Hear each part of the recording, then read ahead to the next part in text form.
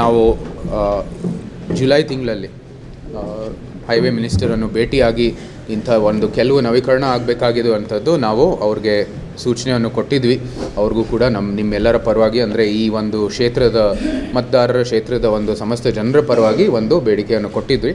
ಅದರಲ್ಲಿ ಪ್ರಮುಖವಾಗಿ ಈ ಹೈವೇಯನ್ನು ಬೇಕಾಗಿರುವಂಥದ್ದು ಈ ಮಣಿಪಾಲು ಏನು ಸರ್ಕಲ್ ಇದೆ, ಈಗ ಅಧಿಕೃತವಾಗಿ ಕೆಂಪೇಗೌಡ ವೃತ್ತ ಅಂತ ಕರೆಯಲಾಗುತ್ತೆ, ಅಲ್ಲಿ ಒಂದು ಫ್ಲೈಓವರ್ ಜಂಕ್ಷನ್ ಬೇಕಾಗಿದೆ ಅಂತ ನಾವು ಸಹ ನಿಮ್ಮೆಲ್ಲರ ಪರವಾಗಿ ಒಂದು ಬೇಡಿಕೆಯನ್ನು ಕೊಟ್ಟಿದ್ವಿ.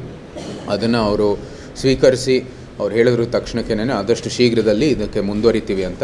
ಈಗಾಗಲೇ ಅವರು ಕೂಡ ಅವರ ಒಂದು ಅನುಮತಿಯೊಂದಿಗೆ ಅದಕ್ಕೂ ಕೂಡ ಟೆಂಡರನ್ನು ಕರೆಯಲಾಗಿದೆ.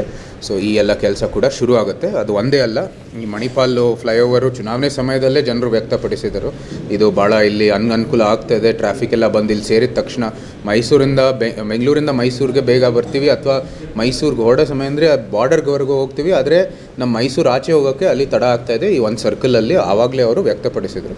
ಸೊ ಚುನಾವಣೆ ಸಮಯದಲ್ಲಿ ಮತ್ತು ಚುನಾವಣೆ ಆಗಿದ ನಂತರನೂ ಕೂಡ ಸೊ ಈ ಒಂದು ಜನರಿಗೆ ಅನುಕೂಲ ಆಗೋಂಗಲೇ ಈ ಒಂದು ಫ್ಲೈಓವರನ್ನು ಕೂಡ ನಿರ್ಮಾಣ ಆಗುವಂಥದ್ದು ಕೆಲಸ ಆಗ್ತಾಯಿದೆ. ಅದಕ್ಕೆ ಬಿಡ್ ಓಪನ್ ಆಗಿದೆ.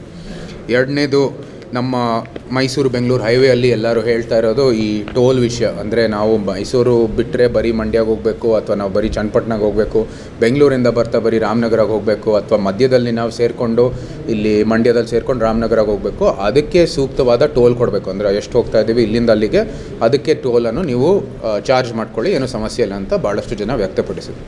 ಈ ನಿಟ್ಟಿನಲ್ಲೂ ಸಹ ಸುಮಾರು 28 ಎಂಟ್ರಿ ಮತ್ತು ಎಕ್ಸಿಟ್ ಪಾಯಿಂಟ್ಗಳನ್ನು ನಾವು ನಿರ್ಮಾಣ ಮಾಡ್ತಾಯಿದ್ದೀವಿ. ಅದರ ಒಂದು ಜೊತೆಗೆ ಆ ಎಲ್ಲ ಎಂಟ್ರಿ ಎಕ್ಸಿಟ್ ಪಾಯಿಂಟಲ್ಲೂ ಕೂಡ ಈ ಏನು ಟೋಲ್ ಬೂತ್ಗಳನ್ನು ಕೂಡ ನಿರ್ಮಾಣ ಮಾಡ್ತಾರೆ. ಇದರ ಮೂಲಕ ಜನರಿಗೆ ಅನುಕೂಲ ಆಗೋದು ಎಲ್ಲಕ್ಕಿಂತ ಹೆಚ್ಚಾಗಿ ನಿಮಗೆ ಸೂಕ್ತವಾದ ಎಲ್ಲಿಂದ ಎಲ್ಲಿಗೆ ಬರ್ತೀವಿ ಅಲ್ಲಿ ಅಷ್ಟಕ್ಕೆ ಟೋಲನ್ನು ಕಟ್ಟಬೇಕಾಗಿರುವಂಥದ್ದು ಭಾಳ ಸ್ಪಷ್ಟವಾದ ಒಂದು ಮಾತನ್ನು ಹೇಳಿದ್ದಾರೆ. ಸೊ ಇದರ ಮೂಲಕನೂ ಕೂಡ ನಮ್ಮ ಏನು ಈ ಉತ್ತಮವಾದ ವ್ಯವಸ್ಥೆ ಇರೋದು, ಉತ್ತಮವಾದ ಮೂಲಸೌಕರ್ಯ ಇರೋದು ಇನ್ನೂ ಉತ್ತಮವಾದ ಒಂದು ವ್ಯವಸ್ಥೆ ಆಗುತ್ತೆ ಅಂತ ನಾವು ಭಾವಿಸ್ತೀವಿ. ಅದ್ರ ಜೊತೆಗೆ 3 ಲೊಕೇಶನಲ್ಲಿ ರೈಲ್ವೆ ಬ್ರಿಡ್ಜನ್ನು ಕೂಡ ಮಾಡ್ತಾರೆ ಸರ್ವಿಸ್ ರೋಡಲ್ಲಿ. ಇದು ಬಿಡದಿ ಜಂಕ್ಷನಲ್ಲಿ, ಚನ್ನಪಟ್ಟಣ ಮತ್ತು ಮಂಡ್ಯ ಬೈಪಾಸ್ದಲ್ಲಿ. ಈಗೇನಾಗ್ತಾಯಿತ್ತು, ಸಾಮಾನ್ಯವಾಗಿ ಇಲ್ಲಿಂದ ಅಲ್ಲಿಗೆ ಹೋಗ್ಬಿಟ್ಟು ಟೌನ್ ಹೋಗ್ಬಿಟ್ಟು ಹಳೆಯ ಹೈವೇಗೆ ಹೋಗ್ಬಿಟ್ಟು ಬೇರೆ ರೀತಿಯ ಒಂದು ವ್ಯವಸ್ಥೆ ಇತ್ತು, ಅದು ಸ್ವಲ್ಪ ಅನನುಕೂಲ ಆಗ್ತಾಯಿತ್ತು.